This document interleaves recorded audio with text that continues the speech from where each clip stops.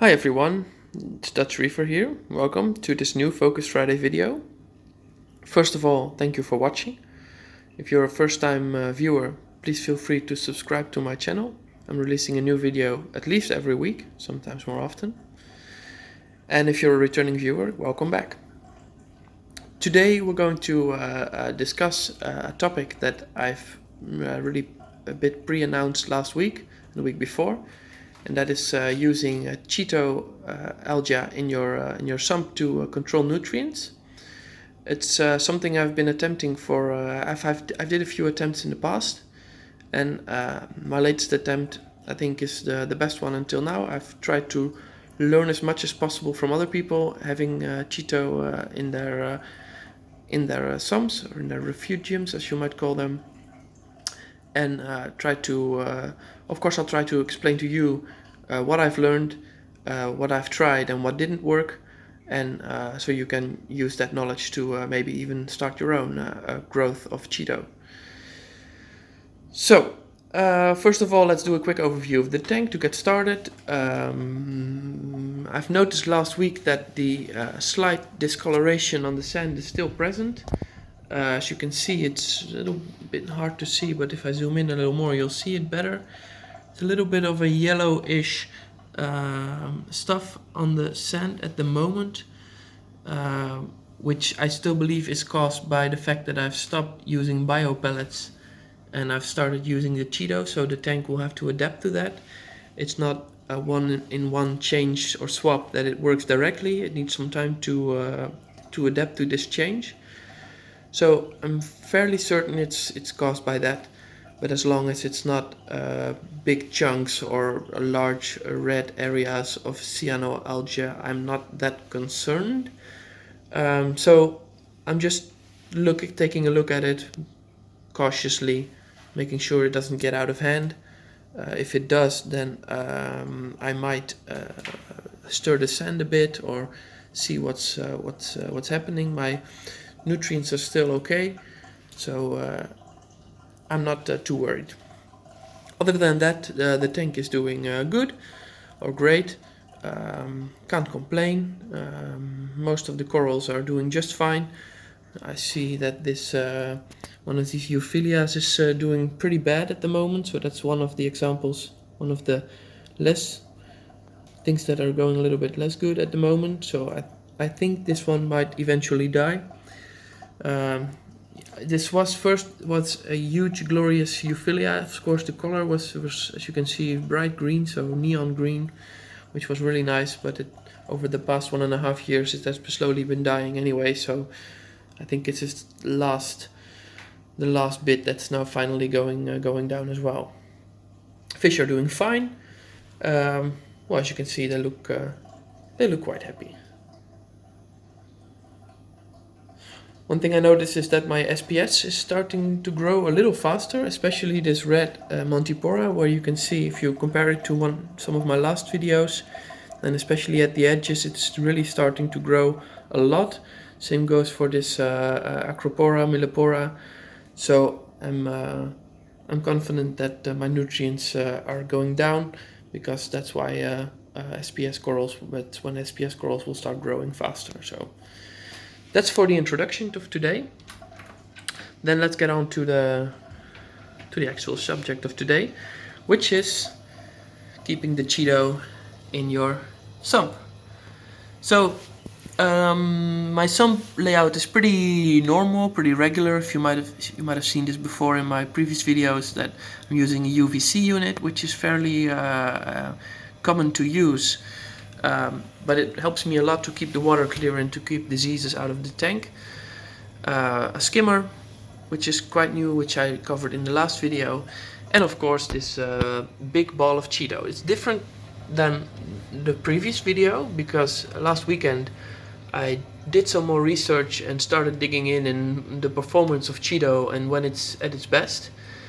And I found that by reading online, but also visiting a fellow aquarian in my area, which actually donated to me this huge ball of Chaeto. So it's not the same Chaeto as you saw last week. That started to disintegrate a bit, so this ball is new. And yeah, you can see it's tumbling, so that's definitely a difference. You can see that the basket in which it was before is gone, so it's now floating freely into the sump, and the light is now underwater, which is possible because this is a light that you can use both above the water and underwater. It's a Tunze, I think 8850 is the code, so if you're going to look it up, it's a full spectrum LED, which is now, as you can see, to a somewhat warmer light. It's on the video it's a bit yellowish, in real life it's somewhat more white, but since there are white and red LEDs in there, maybe I can show you. I'm not sure if this will work, maybe it will start flickering again. Yeah, you can see it like this. There's red LEDs and white LEDs, and these are causing the yellowish color. So, I'm going to sit down for a moment. So as you can see, the Chaeto is tumbling, and that's actually a very important part on why this will hopefully succeed, and that's the fact that it will get light evenly across the whole growth of Chaeto. So by tumbling it, you'll make sure that the light covers the entire area of this Chaeto. Also, and maybe that's even more important, is that it helps to keep the detritus, the dust, out of it, and make sure that it doesn't suffocate in detritus. So these are two very important things: keeping flow, one to remove any obstacles like detritus that's usually in the sump area, and the second one is by keeping it in motion. The light covers the entire ball of Chaeto. So this is something you might try. I've had it in a basket before, and then I noticed that after a while it just started to look less healthy and even start to fall apart. And no, it's been running for a week now, and I actually have seen it getting more healthy over time instead of deteriorating in health. So that's a good thing. Another thing that's good to mention is that the basket is gone. So the basket prevented it from having good movement. So that's why I put it in the sump.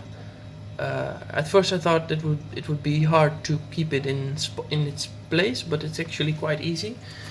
Since there's a pump right here, as you can see, it's a Tunze pump as well, which directs the flow underneath the Chaeto, which will cause the current to go like this, and then up here, and that will cause the ball to go around, to turn around, to tumble. Then the light itself acts as a barrier to make sure that it doesn't move in the direction of the skimmer.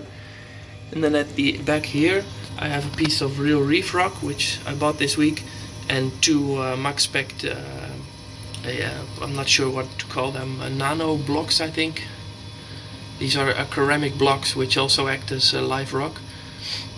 These act as a barrier on the back end, so it's actually enclosed in this part of the sump, with on the one side the LED lights, and on the other side the nano blocks by Maxspect. So this is a free area which will give the Chaeto all the space it needs to move around. So the last thing I want to mention is that it's very important, if you're using Chaeto, that you keep it alive and healthy, because this Chaeto will actually grow by taking the nitrates and phosphates from the water. And the fact that it exists of nitrates and phosphates is a very good reason why you should keep it alive, because if it will die off, then you will risk that it will release the nitrates and phosphates back into the water, which of course will be disastrous. So keep that in mind. Keep it healthy, keep it alive, keep it tumbling, keep it light. And that's it for this week. So I hope you enjoyed the video, and I'll see you in the next one. Have a good weekend.